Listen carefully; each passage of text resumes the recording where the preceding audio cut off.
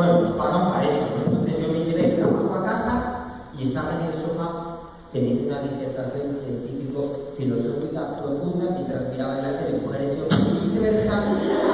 Y claro, viendo todo ese intelecto junto, ahí, acumulado, me dije, bueno, tío, el ser humano es extraordinario, ¿verdad?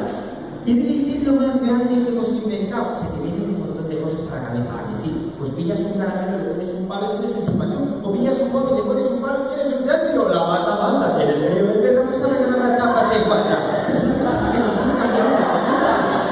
Nos la han hecho más suave, ¿verdad? Más tranquila, más dulce. Y estaba yo en el sofá acariciando mi batamanta rosa cuando la presentadora volvió a decir algo, creo que se llama viceversa. Y entonces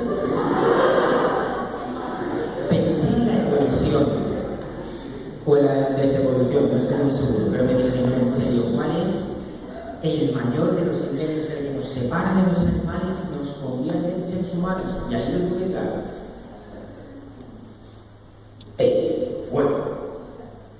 Vale, atenderá vuestro entusiasmo, entiendo si a día de hoy el fuego os parecerá algo totalmente sencillo, normal, trivial, banal, mundano, porque lo tenemos en todas partes, en una cerilla, en un mechero, en el fogón de casa. Yo a las 5 de la mañana en la discoteca. El fuego está controlado. Pero imaginaos el primer homínido en empezar a utilizar el fuego. O sea, el monillo flipando en Full HD, ¿no? ¡Esto que come!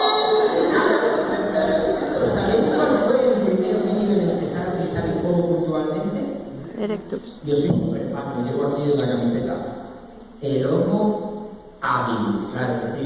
Bueno, un primate que pobló la Tierra hace 1.800.000 años, que ya son años, que os lo podéis imaginar por la sabana africana, pues, con sus brazos largos, ¿no? Su cuerpo lleno de pelo, su mentón así para adelante.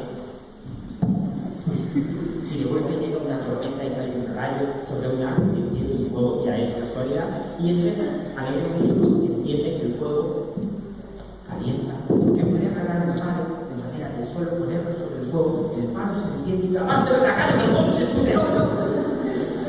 Pero aprenda lo que aprenda este Homo habilis, no puede explicarle a sus compañeros, a sus descendientes, no les puede enseñar lo que